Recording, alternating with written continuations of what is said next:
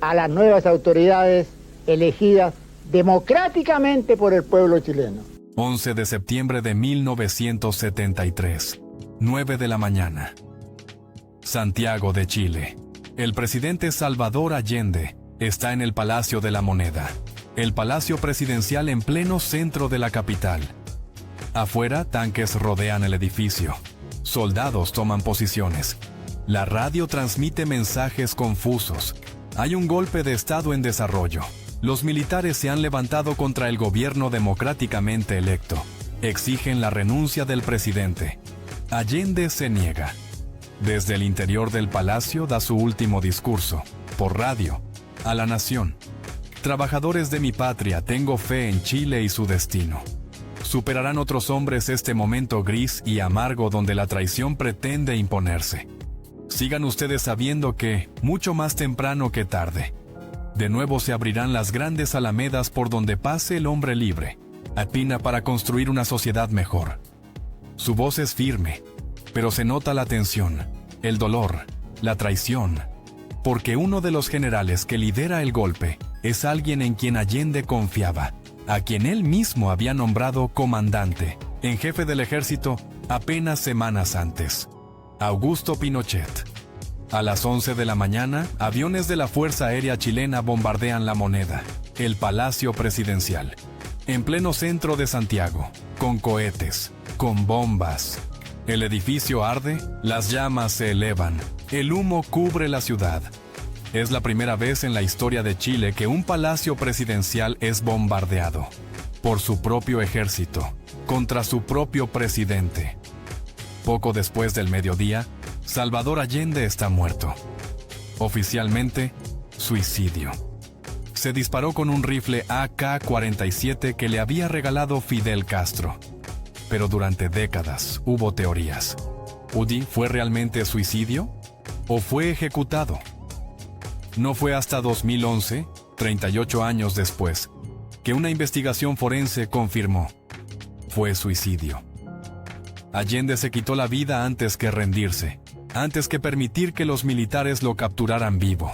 Y con su muerte, comenzó una de las dictaduras más brutales de América Latina.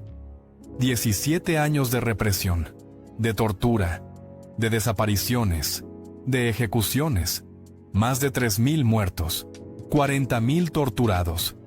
Todo bajo el mando de un general que hasta ese momento había parecido leal, institucional, respetuoso de la democracia, Augusto Pinochet. Ugarte. Esta es su historia. Augusto José Ramón Pinochet. Ugarte nació el 25 de noviembre de 1915 en Valparaíso, Chile. No en riqueza, no en élite, en clase media. Su padre, Augusto Pinochet Vera, y trabajaba como funcionario de aduanas, un empleo estable pero modesto. Su madre, Avelina Ugarte, era ama de casa. Cuidaba a Augusto y a sus hermanos. La familia vivía en Valparaíso, el principal puerto de Chile, una ciudad costera, bohemia, con cerros pintorescos, con funiculares que suben y bajan las colinas, con una mezcla de culturas, de comerciantes, de marineros, de inmigrantes. Augusto creció en ese ambiente, en un hogar conservador, católico, donde se valoraba el orden, la disciplina, el respeto a la autoridad. Su educación fue en colegios católicos, estrictos, con énfasis en jerarquía, en obediencia, valores que marcarían su vida. Desde joven, Augusto mostró interés por la carrera militar. No era inusual en Chile. El ejército chileno tenía prestigio, tradición, profesionalismo. Desde el siglo XIX, y después de la Guerra del Pacífico contra Perú y Bolivia, el ejército chileno había desarrollado una reputación de ser profesional, bien entrenado, institucional.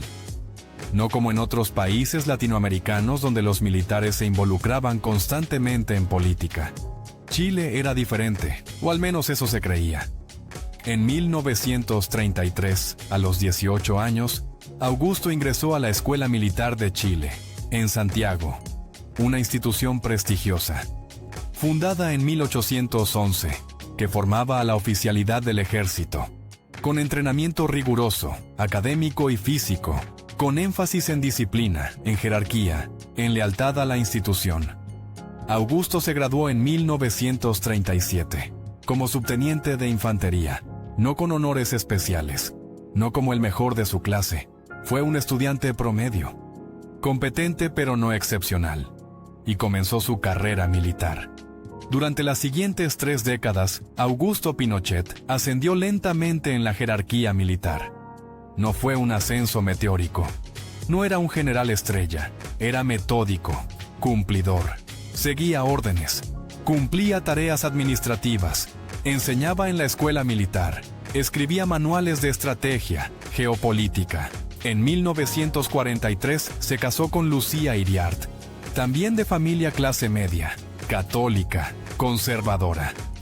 Tuvieron 5 hijos, 3 mujeres, 2 hombres, una familia tradicional.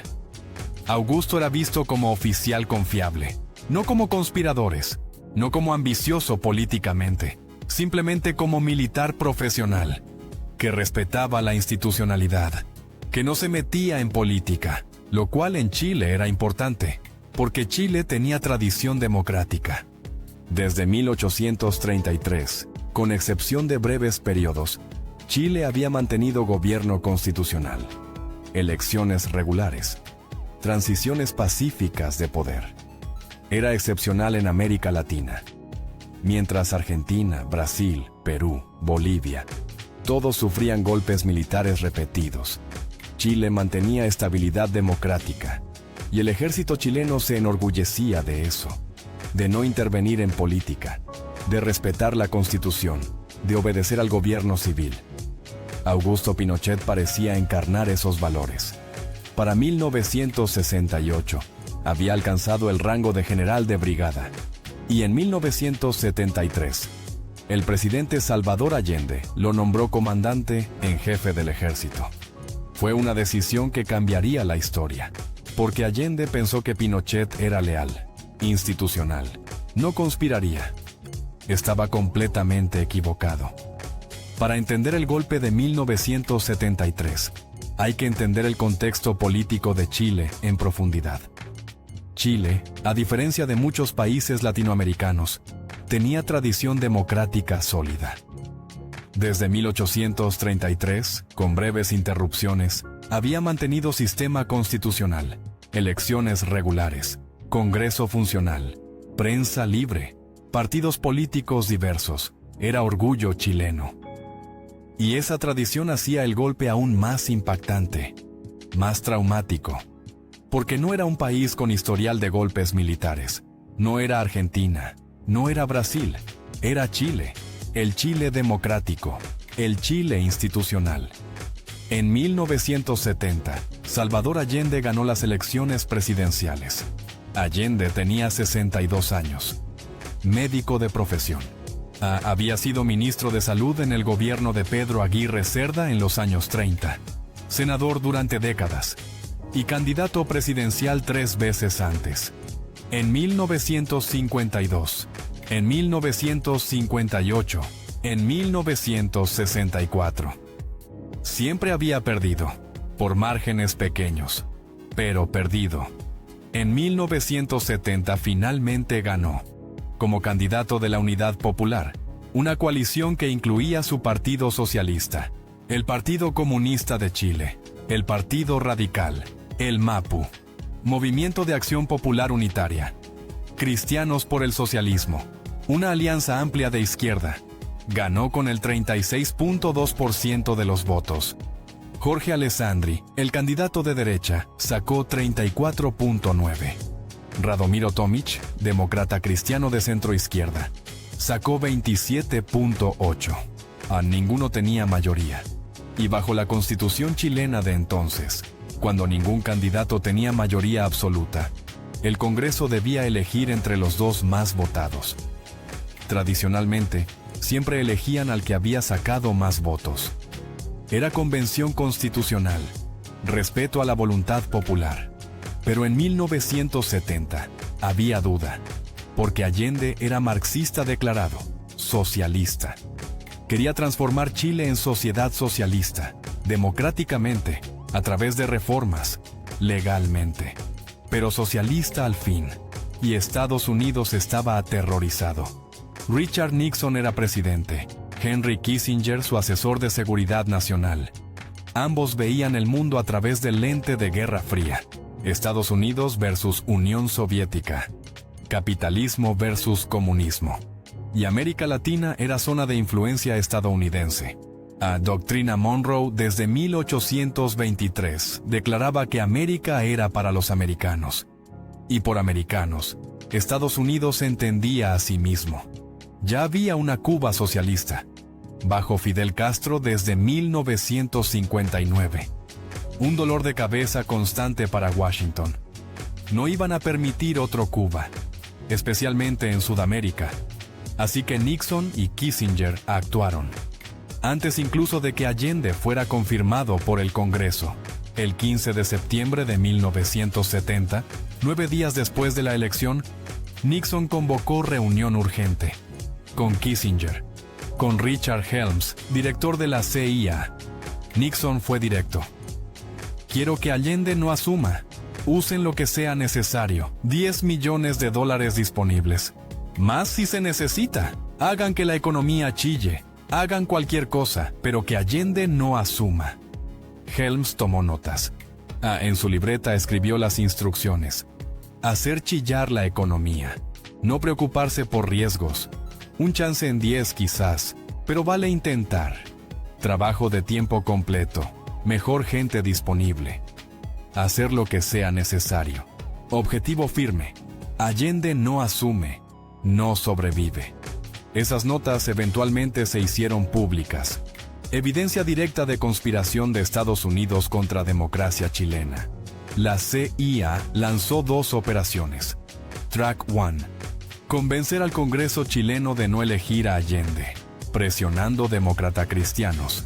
Ofreciendo sobornos. Amenazando con consecuencias económicas. Track 2.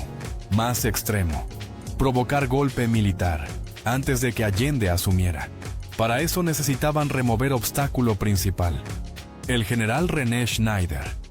Comandante en jefe del ejército. Schneider era constitucionalista convencido. Creía en doctrina Schneider.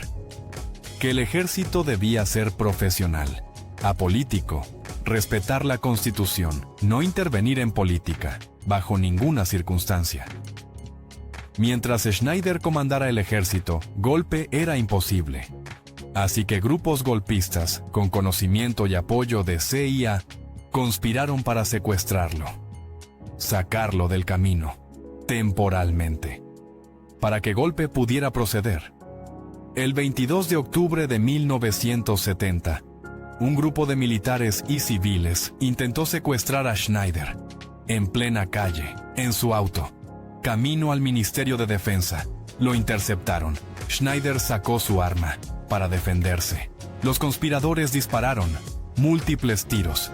Schneider cayó gravemente herido. Murió 3 días después. El 25 de octubre, el asesinato generó escándalo nacional, indignación. El ejército cerró filas, en repudio. Y el Congreso, en acto de desafío, eligió a Allende. Por 153 votos contra 35. El 24 de octubre, un día antes de que Schneider muriera.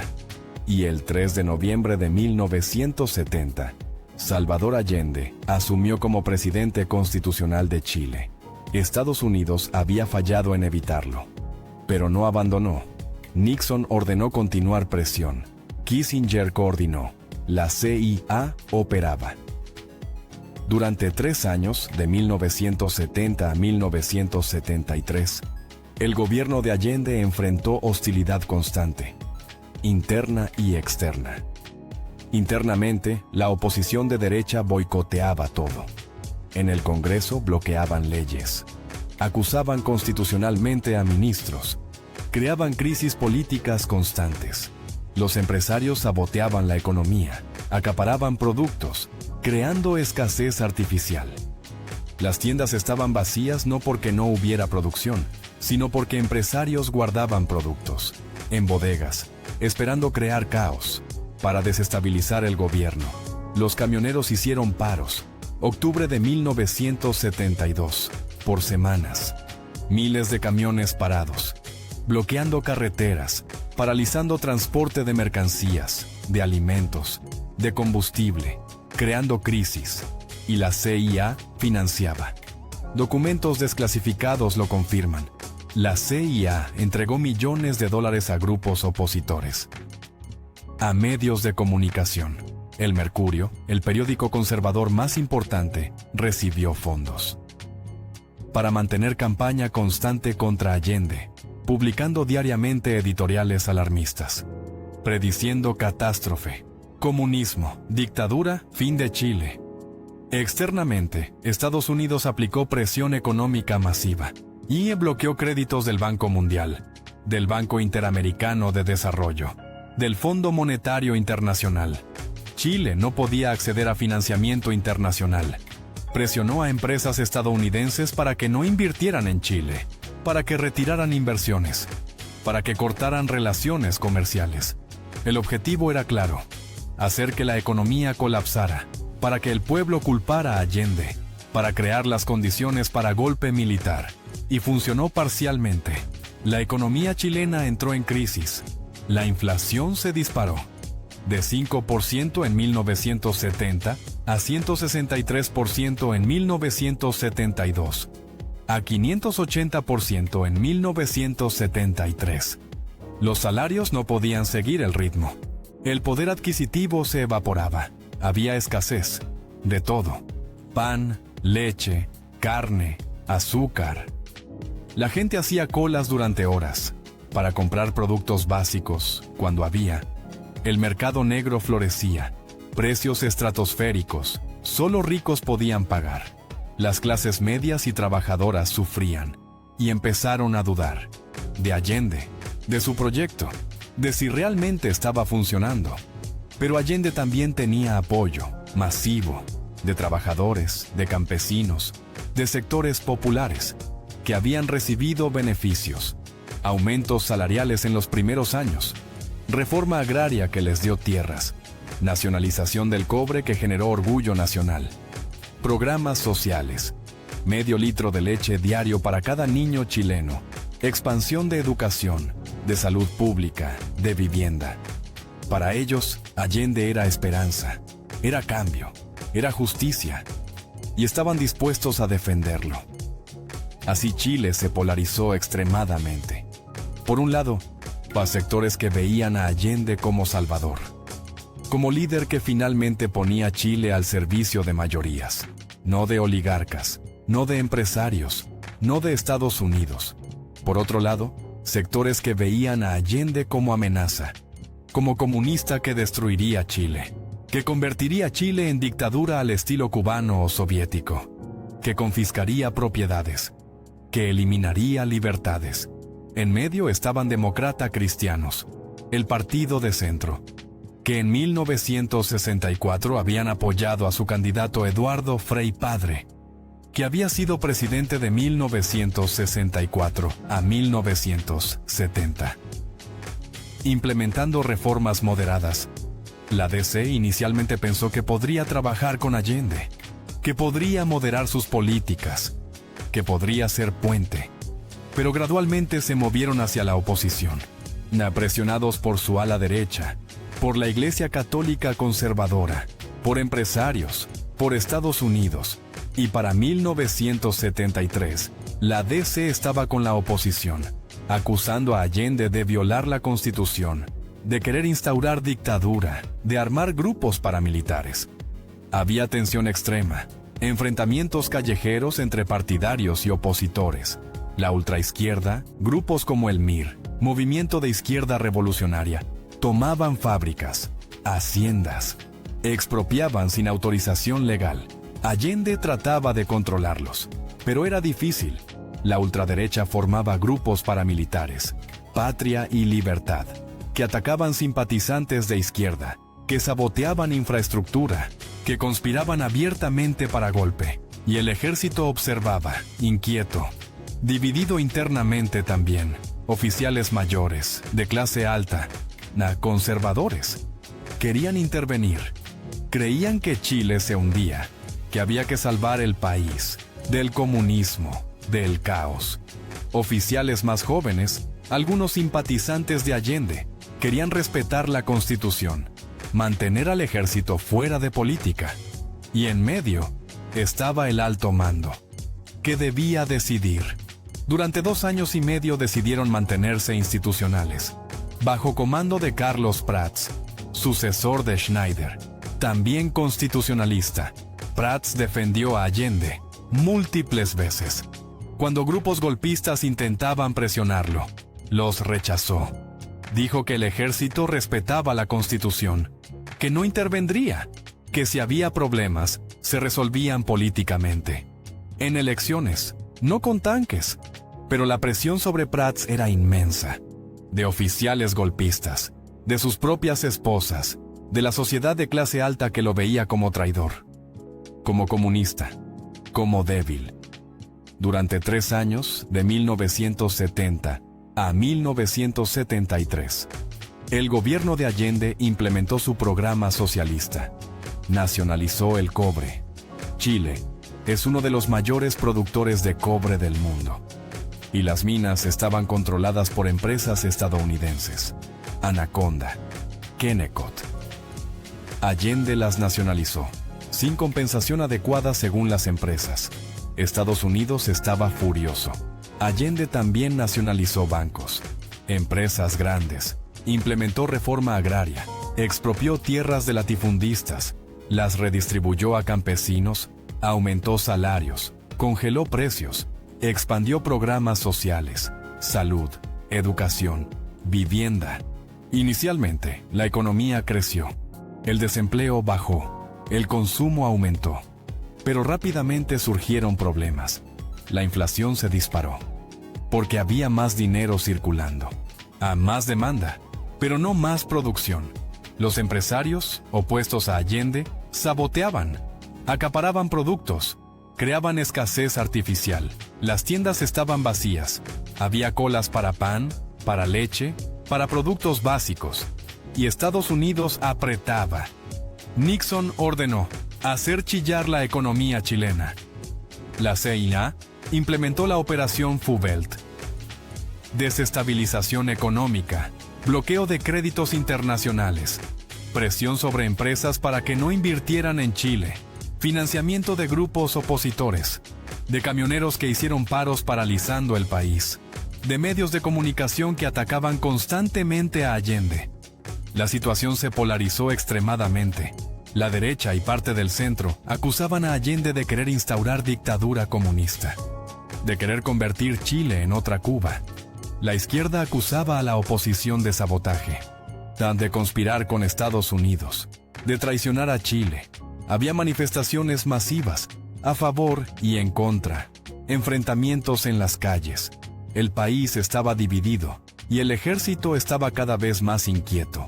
No todos los militares, pero sectores importantes, presionados por empresarios, por Estados Unidos, por sus propias familias de clase media y alta que sufrían la crisis económica.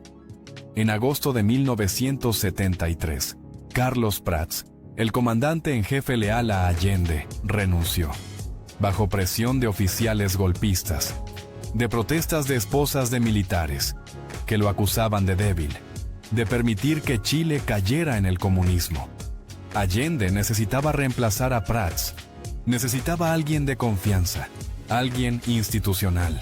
Le recomendaron a Augusto Pinochet, general de división, con reputación de profesional, de no político, de leal a la Constitución.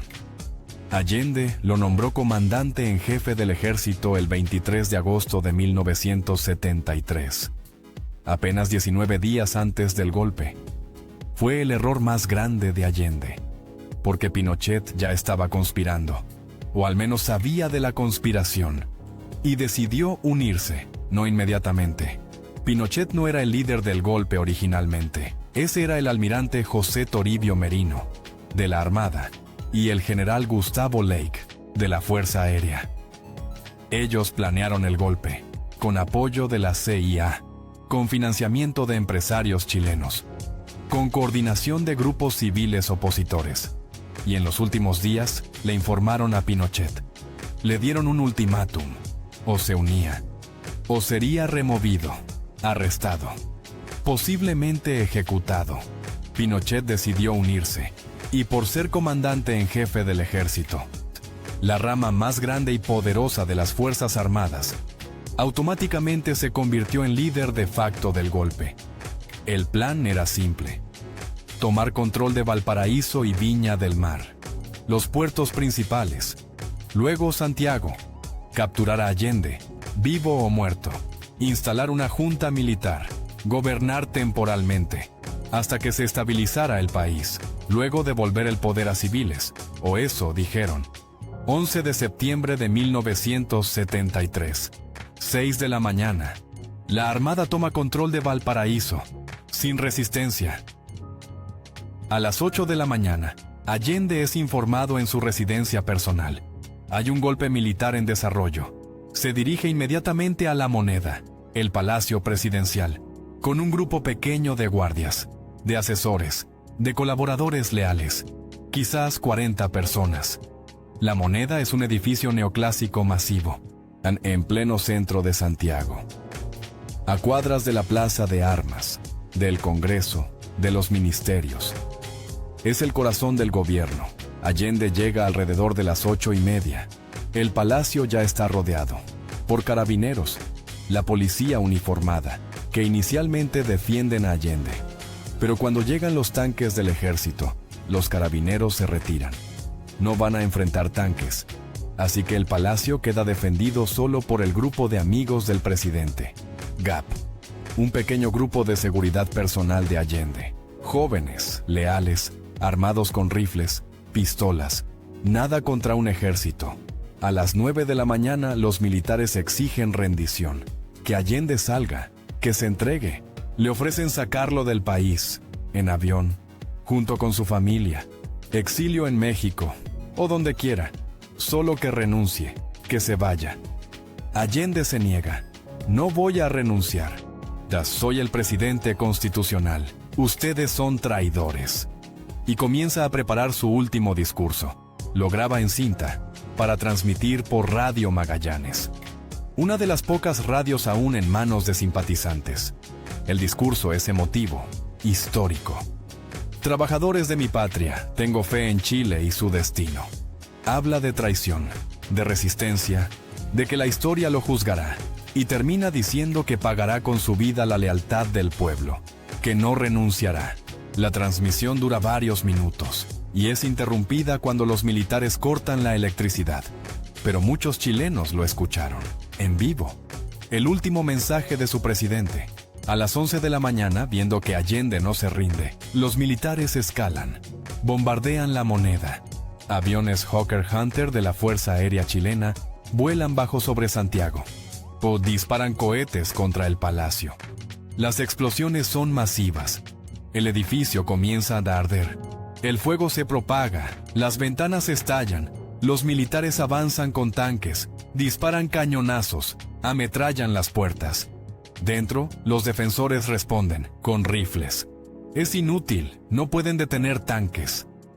A mediodía, los militares entran al palacio, piso por piso, habitación por habitación, disparando. Allende está en el Salón Independencia, segundo piso, con unos pocos colaboradores, armado con el AK-47 que Fidel le regaló, y 2 granadas. Dice a los que están con él que se rindan, que salven sus vidas, que él no se va a rendir. Y mientras los militares suben las escaleras, Allende se dispara. Bajo el mentón. La bala sale por la parte superior del cráneo. Muerte instantánea.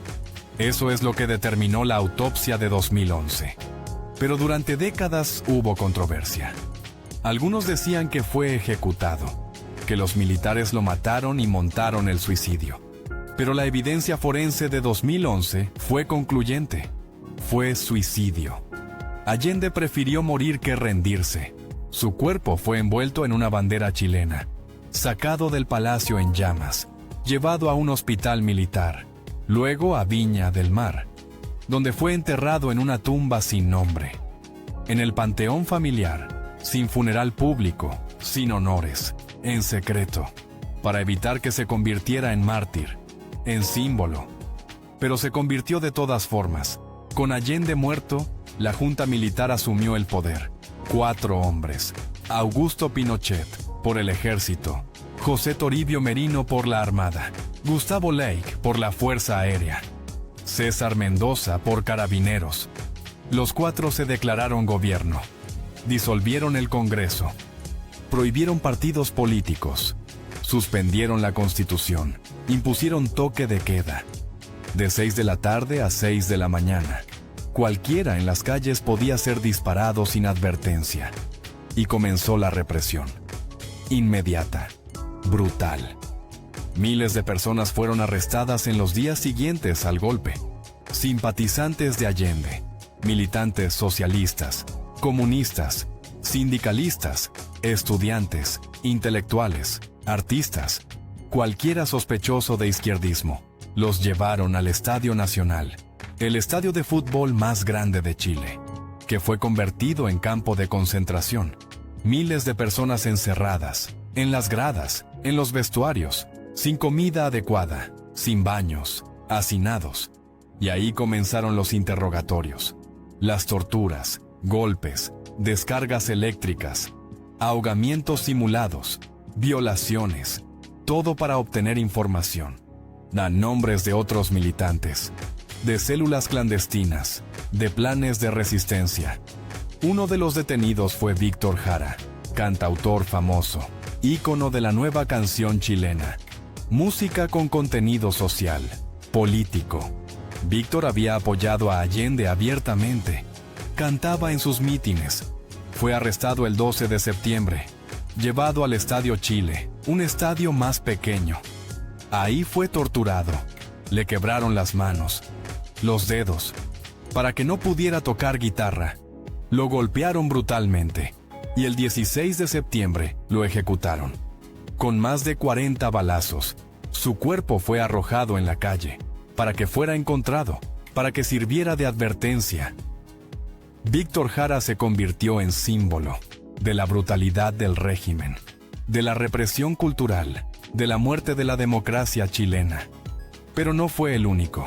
Damailes fueron ejecutados en los primeros meses, algunos en estadios, otros en regimientos militares, otros en lugares secretos, y comenzaron las desapariciones. Personas arrestadas que nunca reaparecían, sin rastro, sin información. Sus familias buscaban, preguntaban, en comisarías, en hospitales, en la morgue. Nadie sabía nada, o no querían decir. Eran los detenidos desaparecidos. Un término que se volvería tristemente común en América Latina. Para controlar la represión, Pinochet creó la DINA, Dirección de Inteligencia Nacional, una policía secreta, dirigida por el coronel Manuel Contreras, un hombre brutal, sin escrúpulos. La DINA operaba fuera de la ley, secuestraba, torturaba, ejecutaba, sin supervisión, sin rendición de cuentas. Tenían centros de tortura por todo Chile. El más famoso, Villa Grimaldi, en las afueras de Santiago, a una antigua mansión convertida en cámara de horrores, con celdas diminutas, cuartos de tortura, parrillas donde ataban a prisioneros y aplicaban electricidad, tanques de agua para ahogamientos, todo metódico, científico, diseñado para maximizar dolor, para quebrar psicológicamente. Miles pasaron por Villa Grimaldi, cientos murieron ahí, otros fueron ejecutados y arrojados al mar, desde helicópteros, volando sobre el Pacífico, con piedras atadas a los cuerpos para que se hundieran. Nunca fueran encontrados. Y la DINA no solo operaba en Chile, también en el extranjero, persiguiendo opositores exiliados, asesinándolos en Argentina, en Francia, en Italia, en Estados Unidos. El caso más famoso, Orlando Letelier, ex ministro de Allende, exiliado en Washington, D.C. El 21 de septiembre de 1976, Letelier conducía por las calles de Washington, con su asistente estadounidense, Ronnie Moffitt. Una bomba explotó bajo su auto. Letelier murió al instante, Ronnie también, en plena capital estadounidense. Fue un escándalo internacional. La investigación del FBI determinó que agentes de la DINA habían perpetrado el asesinato, con ayuda de exiliados cubanos anticastristas. Manuel Contreras había ordenado el asesinato. Pinochet lo había autorizado, o al menos sabía. Estados Unidos exigió extradición de Contreras. Pinochet se negó. Protegió a Contreras durante años, hasta que finalmente, en 1995, después de que Pinochet dejara el poder, Contreras fue juzgado y condenado a 7 años de prisión, luego a cadena perpetua por otros casos. Murió en prisión en 2015.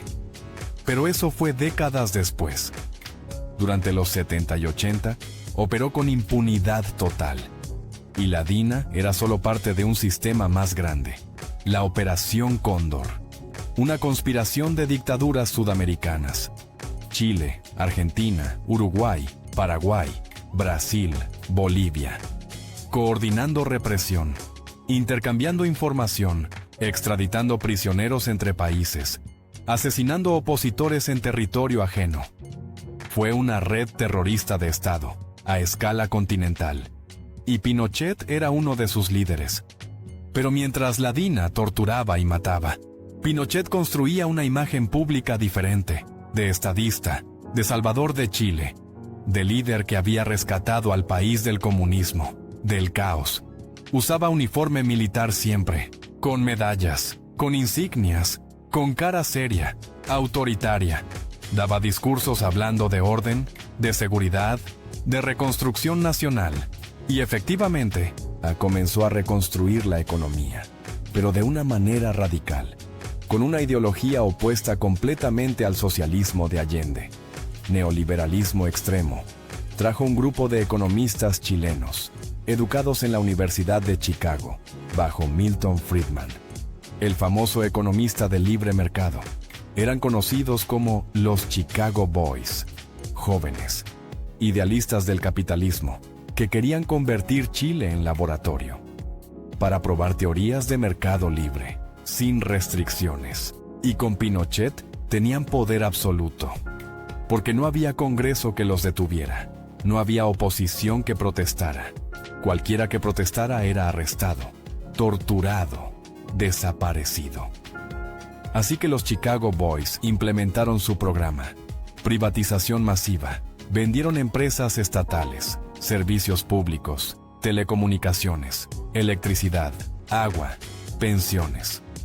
El sistema de pensiones fue privatizado completamente, creando las AFP, administradoras de fondos de pensiones. Empresas privadas que manejaban el retiro de trabajadores, redujeron aranceles, abrieron la economía. Chile se inundó de productos importados, baratos, de Asia, de Estados Unidos, de Europa. Las industrias chilenas no podían competir. Quebraron. Miles de trabajadores perdieron empleos. El desempleo llegó a 30% en algunos años, especialmente durante la crisis de 1982, cuando el modelo neoliberal enfrentó su primera gran prueba.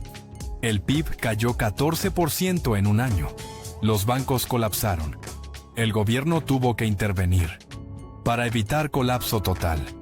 Irónico, el gobierno que predicaba libre mercado tuvo que rescatar bancos, socializar pérdidas, pero privatizar ganancias.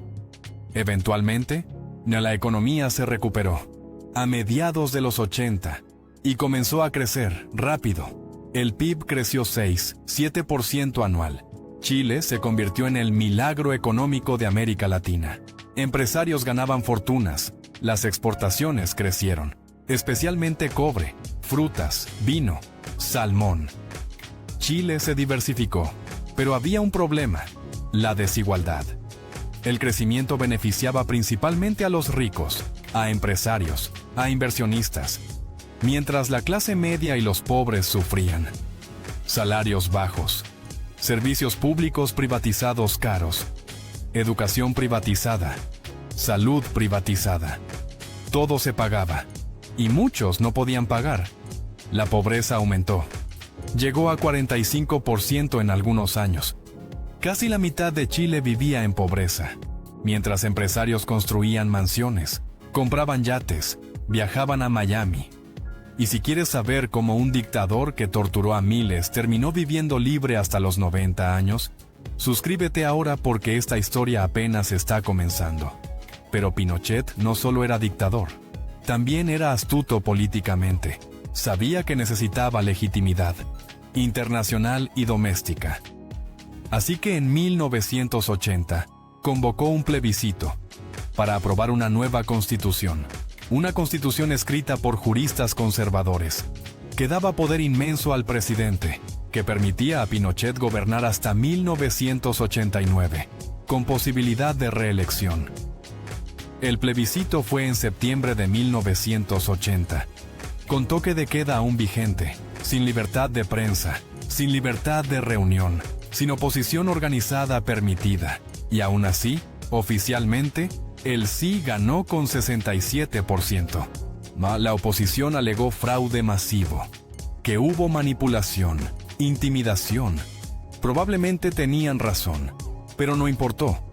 La Constitución fue aprobada, y Pinochet tenía legitimidad constitucional, al menos en papel. Durante los 80, la oposición comenzó a reorganizarse, clandestinamente al principio. La Iglesia Católica jugó rol importante, el cardenal Raúl Silva Enríquez, y luego su sucesor, Juan Francisco Fresno. Protegían opositores, denunciaban violaciones de derechos humanos, creaban espacios para que la oposición se reuniera. También surgió el movimiento contra la tortura Sebastián Acevedo, grupos de derechos humanos, la Vicaría de la Solidaridad, documentando desapariciones, torturas, asesinatos, ayudando a familias de víctimas, y comenzaron las protestas. En 1983, durante la crisis económica, miles salieron a las calles, en Santiago, en Valparaíso, en Concepción, golpeando ollas, cacerolazo, gritando consignas, democracia ahora, fuera Pinochet. La represión fue brutal. Carabineros disparaban, con balas de goma, con perdigones, con gases lacrimógenos, pero también con balas reales. Varios manifestantes murieron, cientos fueron arrestados, pero las protestas continuaron, mes tras mes. Las protestas nacionales se convirtieron en rutina, cada cierto tiempo. Miles en las calles, desafiando el toque de queda, arriesgando sus vidas. Y surgió resistencia armada también. El Frente Patriótico Manuel Rodríguez, FPMR, un grupo guerrillero vinculado al Partido Comunista, que realizaba ataques contra objetivos militares, contra infraestructura. Y el 7 de septiembre de 1986, intentaron algo audaz, asesinar a Pinochet. Tendieron emboscada en un camino rural, Cajón del Maipo, cerca de Santiago, donde Pinochet pasaba fines de semana en su casa de campo. Su convoy de varios vehículos pasó. El FPMR abrió fuego, con cohetes, con ametralladoras, con granadas. La balacera duró minutos. 5 escoltas de Pinochet murieron, varios heridos. Pero Pinochet sobrevivió, ileso. Su Mercedes-Benz blindado lo protegió, escapó. La represión después del atentado fue feroz. Redadas masivas, arrestos, ejecuciones extrajudiciales. El FPMR fue casi destruido, pero el mensaje quedó. Pinochet no era invencible, no era inmortal, y la oposición estaba dispuesta a luchar. Por 1987, Pinochet enfrentaba presión, interna e internacional. La economía había mejorado, pero la desigualdad seguía. La represión continuaba, y el mundo estaba cambiando. La Guerra Fría terminaba. La Unión Soviética se desmoronaba. Gorbachov hablaba de perestroika, de glasnost. Las dictaduras de derecha en América Latina comenzaban a ceder. Argentina había vuelto a democracia en 1983. Uruguay en 1985. Brasil en 1985. Pinochet estaba aislado, y su propia constitución lo obligaba a algo. Según la Constitución de 1980, en 1988 debía haber un plebiscito. Los chilenos votarían sí o no a 8 años más de Pinochet. Si ganaba el sí, gobernaría hasta 1997. Si ganaba el no, habría elecciones democráticas en 1989. Pinochet estaba confiado. Pensó que ganaría, porque la economía crecía, porque había controlado la oposición, porque tenía control de medios, del aparato de propaganda, pero subestimó a la oposición, subestimó el deseo de democracia. La oposición se unió.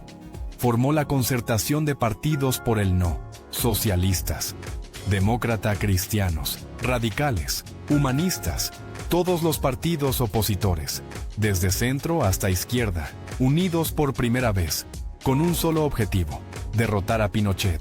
Lanzaron una campaña brillante, optimista, con jingle pegajoso: Chile, la alegría ya viene.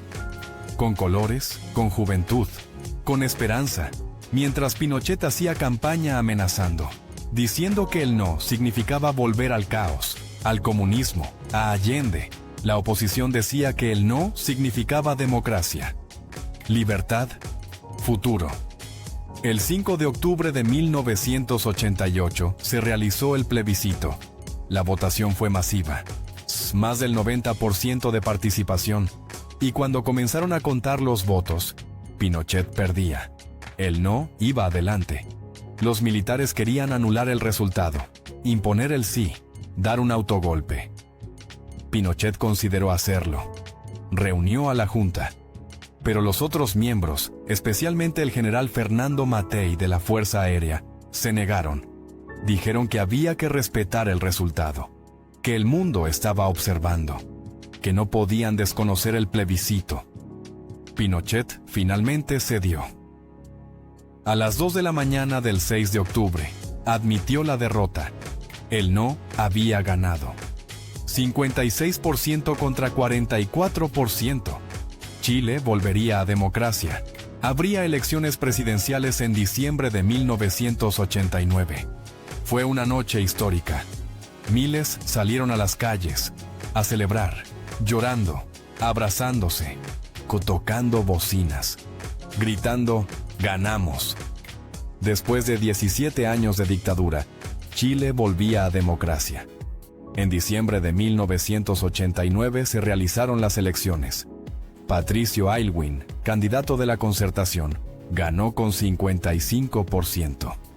El 11 de marzo de 1990, asumió como presidente. Era el retorno de la democracia. Pero Pinochet no desapareció, porque la constitución que él había impuesto le permitía seguir como comandante en jefe del ejército hasta 1998. 8 años más. Así que Aylwin era presidente, pero Pinochet aún comandaba el ejército, con poder real, con capacidad de intimidar, de amenazar, de ejercer presión. Y había senadores designados, puestos por Pinochet, que le daban veto en el Congreso. Chile tenía democracia, pero limitada, condicionada, vigilada por Pinochet. Y cuando el gobierno de Aylwin intentó investigar violaciones de derechos humanos, crear una comisión de verdad y reconciliación, Pinochet amenazó. Dijo que el ejército no aceptaría que se juzgara a militares, que había sido guerra, que habían salvado a Chile, que no había nada que investigar. Ejerció presión, haciendo ejercicios militares cerca de Santiago, moviendo tropas, intimidando. El gobierno cedió parcialmente. La Comisión de Verdad documentó casos, reconoció a víctimas, pero no hubo justicia, no se juzgó a responsables, porque Pinochet había aprobado una ley de amnistía en 1978, que protegía a militares de ser juzgados por crímenes cometidos entre 1973 y 1978. Era amnistía para él mismo, para sus subordinados, y el Congreso no tenía votos para derogarla. Así que Pinochet vivía libre, cómodo, en una mansión en Locurro, un barrio exclusivo de Santiago, con seguridad privada, con escoltas, con pensión generosa como expresidente, y como comandante en jefe seguía cobrando salario militar. Pero algo sucedió en octubre de 1998 que cambió todo. Pinochet viajó a Londres, Inglaterra, para tratamiento médico, una operación de espalda. Viajaba regularmente a Londres, compraba, visitaba, tomaba té, se sentía seguro, porque tenía inmunidad, como ex jefe de Estado. Pero un juez español, Baltasar Garzón, tenía otros planes. Garzón era juez de la Audiencia Nacional de España, especializado en crímenes internacionales. Estaba investigando la desaparición de ciudadanos españoles en Chile durante la dictadura. Y bajo el principio de jurisdicción universal, que permite juzgar crímenes de lesa humanidad sin importar dónde ocurrieron, Garzón emitió orden de arresto internacional contra Pinochet. Por genocidio, por tortura, por desapariciones forzadas. El 16 de octubre de 1998, mientras Pinochet se recuperaba en una clínica de Londres, policía británica entró a su habitación y lo arrestó. Augusto Pinochet Ugarte está bajo arresto bajo orden del juez Baltasar Garzón de España. Por crímenes contra la humanidad. Pinochet quedó en shock. Furioso, protestó, exigió inmunidad. Pero los británicos no cedieron. Lo trasladaron a una residencia bajo arresto domiciliario, con vigilancia constante. Comenzó una batalla legal, que duraría 503 días, 17 meses. Chile exigió su liberación. El gobierno chileno, presidido ahora por Eduardo Frei, sucesor de Aylwin, también de la Concertación, se vio en posición difícil. Muchos en el gobierno odiaban a Pinochet, querían que fuera juzgado, pero tenían que defender la soberanía chilena, el principio de que Chile debía juzgar a sus propios ciudadanos, no España. Así que pidieron que Pinochet fuera devuelto, para ser juzgado en Chile. Pero no había garantías de que realmente sería juzgado, porque la amnistía seguía vigente. La derecha chilena defendió a Pinochet fervientemente. Organizaron campañas. Traigan a Pinochet de vuelta. Es un héroe. Salvó a Chile. Mientras la izquierda celebraba, finalmente Pinochet enfrentaba justicia. El caso fue a tribunales británicos. La pregunta legal: ¿tenía Pinochet inmunidad como ex jefe de Estado? La primera instancia dijo que sí, que debía ser liberado, pero se apeló. Y en marzo de 1999, la Cámara de los Lores, el tribunal más alto de Reino Unido, falló. Pinochet no tenía inmunidad. Los crímenes de lesa humanidad no están cubiertos por inmunidad, especialmente tortura, que estaba prohibida por la Convención contra la Tortura, que Reino Unido, España y Chile habían firmado. Fue un fallo histórico. Sentó precedente. Ningún dictador podría esconderse detrás de inmunidad. Pero España debía demostrar que tenía jurisdicción, que los crímenes afectaban a españoles. Garzón presentó evidencia. Ciudadanos españoles torturados, desaparecidos, asesinados en Chile. Los tribunales británicos aprobaron extradición. Pinochet sería enviado a España para ser juzgado. Pero entonces el gobierno británico intervino. El ministro del Interior, Jack Straw, tenía que autorizar la extradición. Y bajo presión política, de Chile, de sectores conservadores británicos, ordenó exámenes médicos para determinar si Pinochet estaba en condiciones de ser juzgado. Los médicos determinaron que Pinochet tenía demencia leve, daño cerebral por pequeños derrames, que no estaba mentalmente apto para juicio. En marzo de 2000, Jack Straw autorizó la liberación de Pinochet por razones humanitarias. Pinochet abordó un avión de la Fuerza Aérea Chilena y volvió a Santiago. El 2 de marzo de 2000 aterrizó. Hubo escenas surrealistas. En el aeropuerto, Pinochet, que durante meses había fingido estar muy enfermo, muy débil, se levantó de la silla de ruedas y caminó, sonriente, saludando a partidarios. Fue teatro. Había exagerado su condición para evitar juicio, pero algo había cambiado. El arresto en Londres había roto el mito de impunidad. Si Pinochet podía ser arrestado en Londres, podía ser juzgado en Chile, y jueces chilenos comenzaron a actuar. Juan Guzmán Tapia, juez de la Corte de Apelaciones, comenzó a investigar, a procesar casos. En agosto de 2000, Pinochet fue desaforado. Le quitaron inmunidad como senador vitalicio, porque había sido nombrado senador vitalicio después de dejar la comandancia del ejército en 1998. Otro privilegio de la Constitución que él mismo escribió. Con el desafuero, podía ser procesado. Y Guzmán lo procesó. Por el caso Caravana de la Muerte. Un grupo militar que en octubre de 1973, semanas después del golpe, viajó por Chile, de norte a sur, visitando regimientos, ejecutando prisioneros políticos. Las 75 personas fueron ejecutadas. Pinochet fue acusado de ser autor intelectual, de haber ordenado las ejecuciones, pero en julio de 2002, la Corte Suprema determinó que Pinochet sufría demencia, que no podía ser juzgado. Caso cerrado. En 2004, otro caso, por Operación Colombo, desaparición de 119 militantes del MIR, Movimiento de Izquierda Revolucionaria, nuevamente procesado, nuevamente declarado demente.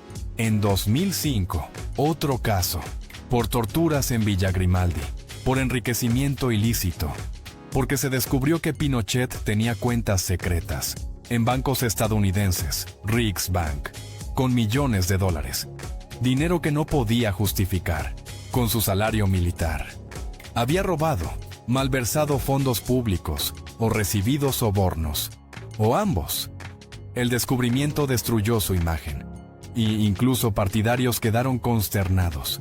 El que supuestamente había salvado a Chile desinteresadamente, había robado millones.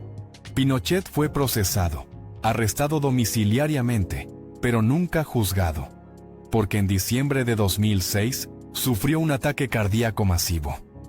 Tenía 91 años. Fue llevado al hospital militar, donde murió el 10 de diciembre. Nunca fue condenado. Nunca pasó un día en prisión real. Murió en libertad. Su muerte dividió a Chile, como lo había hecho toda su vida. Sus partidarios lloraron. Lo veían como héroe, como salvador que rescató a Chile del comunismo. Sus opositores celebraron. Lo veían como dictador, como asesino, como torturador. Hubo dos Chile, dos visiones completamente opuestas. Su funeral fue en la escuela militar, con honores militares, pero no honores de Estado. El presidente Michelle Bachelet se negó a asistir. Bachelet, hija de un general de la Fuerza Aérea que fue torturado hasta morir por negarse a apoyar el golpe. Ella misma había sido torturada, exiliada. No iba a honrar a Pinochet. Miles asistieron al funeral, partidarios llorando, algunos gritando consignas. Pinochet, Pinochet, el pueblo te saluda. Afuera miles protestaban, gritando asesino, dictador, celebrando su muerte. Carabineros tuvo que separarlos para evitar enfrentamientos. Chile seguía dividido y lo sigue hasta hoy, 2025, casi 20 años después de su muerte, 52 años después del golpe. Chile aún debate el legado de Pinochet. Para algunos, especialmente en la derecha, Pinochet fue necesario. Salvó a Chile del caos de Allende, del marxismo. Implementó reformas económicas que modernizaron el país, que permitieron crecimiento, que convirtieron a Chile en economía exitosa. Reconocen que hubo excesos, que la represión fue lamentable, pero fue guerra, y en guerra hay víctimas. Esta es la narrativa de la derecha chilena. Para otros, especialmente en la izquierda y centroizquierda, Pinochet fue dictador brutal, que destruyó la democracia chilena, que torturó, que asesinó, que desapareció a miles, que implementó modelo económico que enriqueció a pocos y empobreció a muchos, que creó desigualdad estructural que Chile sufre hasta hoy, que robó millones, que murió impune. Esta es la narrativa de la izquierda, y la verdad es compleja. Ambas cosas son ciertas. Pinochet destruyó la democracia. Eso es innegable. El golpe contra Allende fue traición. Chile tenía tradición democrática, constitucional, y Pinochet la destruyó. Bombardeó el Palacio Presidencial, mató al presidente electo, disolvió el Congreso, prohibió partidos, suspendió elecciones por 17 años, y la represión fue brutal. Los números son claros. 3.197 personas ejecutadas o desaparecidas, documentadas por la Comisión Rettig. Más de 40.000 torturadas, documentadas por la Comisión Valech.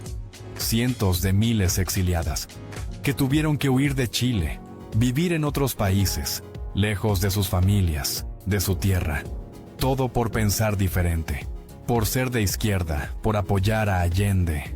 Eso es innegable. Crímenes de lesa humanidad, que ninguna justificación puede excusar. Pero también es cierto que implementó reformas económicas, que modernizaron a Chile. El modelo de los Chicago Boys, con todo su neoliberalismo, diversificó la economía. Chile dejó de depender solo del cobre. Desarrolló agricultura de exportación, frutas, vinos, pesca, salmón, forestal. Se integró al comercio global. Firmó tratados de libre comercio con Estados Unidos, con Europa, con Asia. Creció económicamente, más que sus vecinos. Eso también es cierto, pero el costo social fue inmenso. La desigualdad es brutal en Chile. El coeficiente Gini, que mide desigualdad, es uno de los más altos de América Latina. El sistema de pensiones privatizado ha fallado. Los jubilados reciben pensiones miserables, insuficientes para vivir. La educación privatizada ha creado segregación. Educación de calidad para ricos, educación mediocre para pobres. La salud privatizada lo mismo. El estallido social de 2019 en Chile fue consecuencia directa del modelo impuesto por Pinochet. Millones salieron a las calles, protestando contra desigualdad, contra el sistema, contra la constitución de Pinochet que seguía vigente. Y en 2020, Chile votó en plebiscito para escribir nueva constitución. El 78% votó a favor. Abrumador. Quería eliminar la constitución de Pinochet. Escribir una nueva, democrática, representativa. Aunque el proceso constituyente ha sido complejo. 2 intentos. El primero rechazado. El segundo en proceso. Pero el deseo de superar el legado de Pinochet es claro. Y sobre los crímenes, Pinochet alegaba que era guerra, que había salvado a Chile del comunismo, que Allende quería instaurar dictadura, que los militares tuvieron que actuar. Pero eso es falso. Allende era socialista, democrático, nunca intentó golpe, nunca disolvió Congreso, nunca suspendió elecciones. Estaban programadas para 1976. Si Allende hubiera sido tan malo, la oposición podría haberlo derrotado electoralmente, pero no esperaron, porque sabían que en democracia quizás no ganaban. Así que conspiraron, con CIA, con empresarios, con militares, y destruyeron la democracia. Y la represión fue innecesaria, brutal. Había resistencia inicial, pequeños grupos, pero nada que justificara torturar a 40.000 personas, ejecutar a 3.000. Desaparecer cuerpos, arrojarlos al mar. Fue terrorismo de Estado, diseñado para aterrorizar a la población, para que nadie se atreviera a disentir, y funcionó. Durante 17 años, Chile vivió con miedo, con autocensura, con silencio, y Pinochet nunca mostró arrepentimiento, nunca pidió perdón. En entrevistas, defendía todo. Decía que había salvado a Chile, que volvería a hacerlo, que no se arrepentía de nada. Esa falta de empatía, de humanidad, de reconocimiento del sufrimiento causado. Ese es quizás el aspecto más monstruoso de Pinochet. No solo que cometió crímenes, sino que nunca reconoció que fueron crímenes. Nunca tuvo compasión por víctimas, por familias destrozadas, por madres buscando hijos desaparecidos durante décadas, sin saber qué pasó, dónde están enterrados. Poder darles sepultura digna, esa crueldad adicional. de negar información, de negar verdad, de negar justicia. Es lo que hace el legado de Pinochet particularmente oscuro, y lo que hace que, a pesar del tiempo, las heridas sigan abiertas en Chile. Familias de víctimas que aún buscan, que aún exigen justicia, que aún exigen verdad. Organizaciones de derechos humanos que documentan, que presionan, que no olvidan. Y una sociedad dividida, que aún debate, que aún se enfrenta.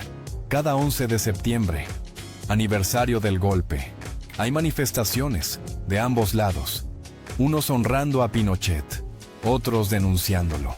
Y esa división es quizás el legado más duradero, más dañino, de Pinochet. Una sociedad que no puede reconciliarse, porque no hubo verdad completa, no hubo justicia completa, no hubo reconciliación real, solo impunidad parcial, amnistía, olvido forzado.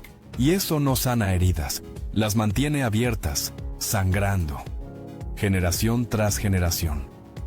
Chile intentó diferentes aproximaciones para lidiar con el pasado. La Comisión Rettig, en 1991, presidida por Raúl Rettig, investigó y documentó casos de ejecutados políticos y detenidos desaparecidos. Identificó 3.197 víctimas, con nombres, con historias, con testimonios de familiares. Fue catártico para muchos. Finalmente había reconocimiento oficial.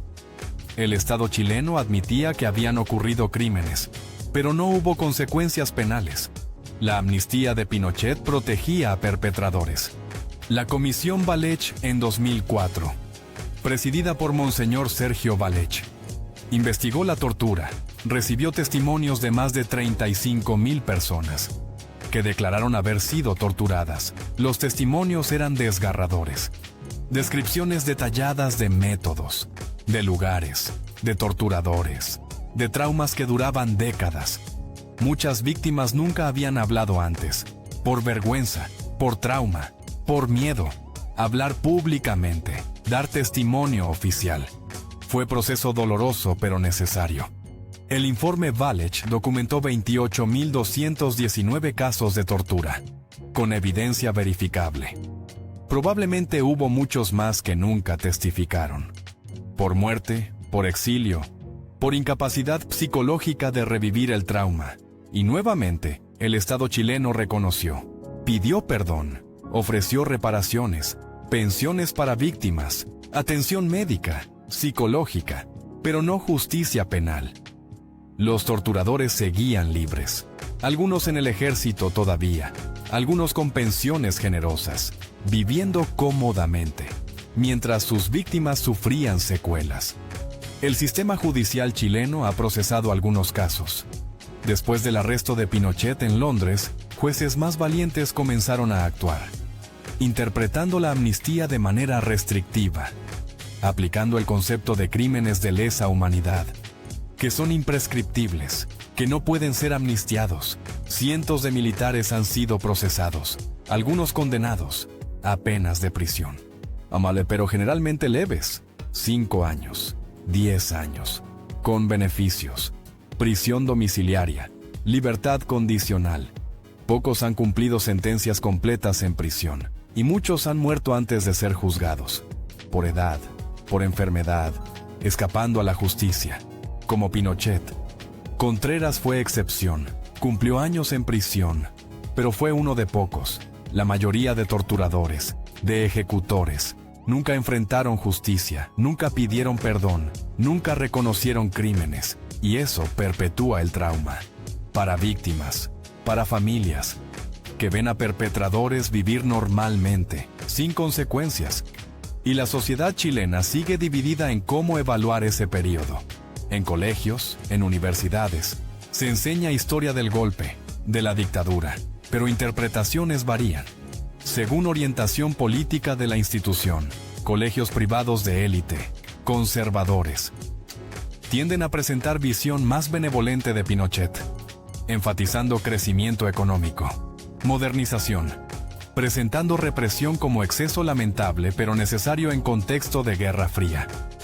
Colegios públicos, universidades estatales, tienden a presentar visión más crítica, enfatizando crímenes de derechos humanos, destrucción de democracia, desigualdad económica, presentando a Pinochet como dictador brutal.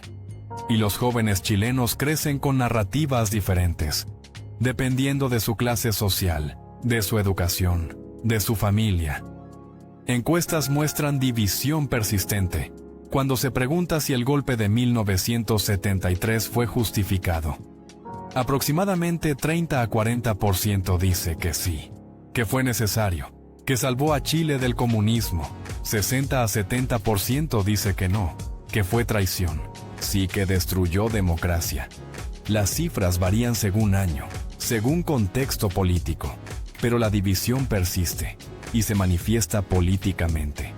Chile ha sido gobernado por la Concertación, coalición de centroizquierda, desde 1990 hasta 2010, 20 años, con presidentes como Patricio Aylwin, Eduardo Frei, Ricardo Lagos, Michelle Bachelet en su primer gobierno, todos críticos de Pinochet, todos comprometidos con derechos humanos, con memoria, con justicia dentro de lo posible.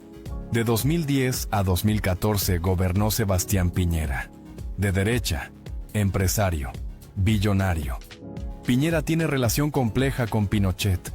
Públicamente ha condenado violaciones de derechos humanos. Ha reconocido crímenes, pero también ha defendido legado económico. Ha dicho que hubo aspectos positivos, que no todo fue malo. Esa ambigüedad refleja posición de derecha chilena, que reconoce crímenes pero defiende modelo económico. Michelle Bachelet volvió en 2014, hasta 2018, y fue más dura con legado de Pinochet, porque vivió represión personalmente. Su padre, general de aviación Alberto Bachelet, fue arrestado y torturado después del golpe, por negarse a apoyarlo. Murió en prisión, de ataque cardíaco, producto de torturas. Michelle y su madre también fueron detenidas, torturadas en Villa Grimaldi, luego exiliadas a Australia, a Alemania. Eventualmente volvieron, pero el trauma quedó, así que para Bachelet no hay ambigüedad. Pinochet fue dictador, criminal, punto. Sebastián Piñera volvió en 2018. Gobernó hasta 2022. Y durante su segundo gobierno ocurrió algo fundamental. El estallido social de octubre de 2019. Comenzó con protesta de estudiantes, contra aumento de tarifa del metro, de 30 pesos, menos de 5 centavos de dólar. Una protesta pequeña, estudiantes saltando torniquetes, evadiendo pago, evasión masiva. El gobierno respondió con represión, carabineros en estaciones de metro, arrestos, violencia, y eso provocó rabia, indignación, de jóvenes que veían desproporcionalidad, de población cansada de abusos, de sistema que no escuchaba. Y el 18 de octubre de 2019, más de 1 millón de personas salieron a las calles de Santiago, marchando pacíficamente, con consignas. No son 30 pesos, son 30 años. Referencia a los 30 años desde fin de dictadura. 30 años de democracia incompleta, de modelo económico heredado de Pinochet, de constitución escrita por Pinochet, de desigualdad estructural, de pensiones miserables, de educación privatizada cara, de salud privatizada inaccesible, de deuda para estudiar, para curarse, para vivir. Chile despertó. Ese era el lema. Chile despertó. Después de décadas de aparente conformismo, de aceptación del modelo, de consumismo que ocultaba descontento, Chile despertó y exigió cambios. Las protestas continuaron durante meses, con violencia también, saqueos, incendios, destrucción. Respuesta del gobierno fue represión, brutal.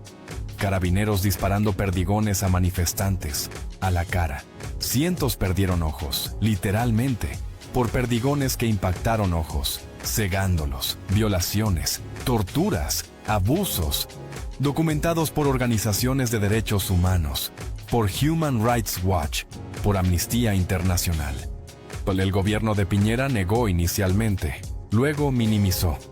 Pero evidencia era abrumadora, y Chile se dio cuenta que métodos de represión heredados de dictaduras seguían presentes, que Carabineros torturaba, que violaba derechos humanos, que nada había cambiado fundamentalmente. Y la demanda principal del estallido fue clara: nueva constitución.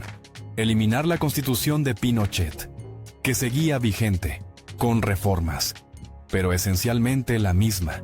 Escribir nueva constitución, democrática, participativa, representativa, que reflejara Chile de 2020, no Chile de 1980. Piñera, acorralado, aceptó. Convocó plebiscito para octubre de 2020, preguntando dos cosas. ¿Quiere nueva constitución? ¿Quién la debe escribir? El 25 de octubre de 2020, en medio de pandemia de COVID, Chile votó. Un 78% votó apruebo. Querían nueva constitución, abrumador. 21% votó rechazo. ¿Y sobre quién debía escribirla? 79% votó convención constitucional. 155 ciudadanos electos específicamente para esa tarea. Sin políticos tradicionales, sin congresistas actuales, ciudadanos. Fue histórico. Y la convención se instaló en julio de 2021, con representación paritaria, mitad hombres, mitad mujeres, con escaños reservados para pueblos indígenas, con independientes, con personas de izquierda, de centro, de derecha, un espacio diverso, representativo. Trabajaron durante un año, redactando propuesta de nueva constitución. Y en septiembre de 2022, Chile votó nuevamente, esta vez para aprobar o rechazar la propuesta. Y sorpresivamente, para muchos, el rechazo ganó, 62% contra 38%. La propuesta fue rechazada. ¿Por qué? Varias razones. La propuesta era muy progresista, demasiado para muchos chilenos. Incluía derechos extensos, Estado plurinacional, reconocimiento de pueblos indígenas, sistemas de justicia paralelos, derechos de naturaleza, aborto libre, muchas cosas que sectores conservadores y moderados veían como extremistas, como peligrosas. La campaña del rechazo fue efectiva, usando desinformación, exageraciones, miedos, diciendo que la propuesta destruiría Chile, que eliminaría propiedad privada, que crearía caos. Nada de eso era cierto, pero funcionó. El apruebo hizo campaña pobre, asumiendo que ganarían fácilmente, que el 78% del plebiscito de entrada se mantendría. No fue así, y Chile quedó en limbo. Quería nueva constitución, pero habían rechazado la propuesta. ¿Y ahora qué? El nuevo gobierno de Gabriel Boric, joven presidente de izquierda, electo en 2021, comprometió nuevo proceso, más acotado, más moderado, con comisión de expertos redactando borrador, con Consejo Constitucional electos revisando, con más participación de partidos tradicionales, menos de independientes, más moderado. Ese proceso está en desarrollo ahora, con nuevo plebiscito programado, para aprobar o rechazar nueva propuesta. Más moderada, menos radical. Chile sigue intentando superar legado de Pinochet, de cerrar ese capítulo, de escribir nueva constitución que no tenga su sombra. Pero es difícil, porque Pinochet transformó Chile profundamente, no solo políticamente, sino económicamente, socialmente, culturalmente. El modelo neoliberal que impuso sigue vigente. Las AFP, las pensiones privatizadas, siguen generando pensiones miserables. La educación privatizada sigue generando desigualdad. La salud privatizada sigue dejando a millones sin acceso. El agua privatizada sigue con empresas controlando recurso vital. Todo eso es legado de Pinochet, de los Chicago Boys. Y cambiarlo requiere transformaciones profundas, que enfrentan resistencia, de sectores empresariales, de élites económicas, que se benefician del modelo actual. Y esa es quizás la lección más importante del caso Pinochet. que dictaduras no solo matan gente, no solo torturan, no solo destruyen democracia temporalmente, también transforman sociedades, estructuralmente, de maneras que perduran décadas después de que dictador muere. Las instituciones que crea, las leyes que aprueba, los sistemas que implementa. Todo eso queda, y cambiarlo es difícil. Requiere voluntad política, mayorías, consensos, que en democracia son difíciles de lograr, porque hay intereses creados, porque hay divisiones, porque hay memorias diferentes. Y mientras Chile lucha por superar ese legado, el mundo observa, porque Chile no es único. América Latina está llena de países que sufrieron dictaduras militares. Argentina, Uruguay, Brasil, Paraguay, Bolivia, Guatemala, El Salvador, Nicaragua. Todos tuvieron dictaduras en los 60, 70, 80. Todos torturaron, todos mataron, todos desaparecieron gente. Y todos enfrentan desafíos similares, de memoria, de justicia, de reparación, de reconciliación. Algunos han avanzado más. Argentina juzgó a sus dictadores, a las juntas militares de la dictadura. Los condenó a prisión. Algunos murieron en prisión. Es ejemplo de justicia. Uruguay tuvo referéndum sobre amnistía y votaron mantenerla. Impunidad. Doloroso pero democrático. Brasil nunca juzgó seriamente a torturadores. Nunca hubo comisión de verdad hasta 2012. Muy tarde, muchos habían muerto. Chile está en medio. Intentó justicia, parcialmente. Intentó verdad, parcialmente. Intentó reparación, parcialmente. Pero nada completo, nada satisfactorio para todos. Y por eso las heridas siguen. Por eso cada 11 de septiembre hay manifestaciones. Por eso cada vez que surge debate sobre Pinochet, Chile se divide. Por eso su legado sigue siendo controversial, sigue siendo doloroso, sigue siendo presente. 18 años después de su muerte, 52 años después del golpe. Y probablemente seguirá así durante generaciones, hasta que todos los que vivieron dictadura hayan muerto, hasta que solo quede memoria transmitida, no memoria vivida. Quizás entonces Chile pueda finalmente sanar, finalmente reconciliarse, finalmente superar la sombra de Augusto Pinochet. Pero ese día aún está lejos, muy lejos. Y esa es la tragedia de Chile, de Pinochet, de su dictadura. No solo los muertos, los torturados, los desaparecidos, sino también la fractura social, que persiste, 50 años después. Y que quizás tome generaciones más en sanar completamente. Si es que algún día sana,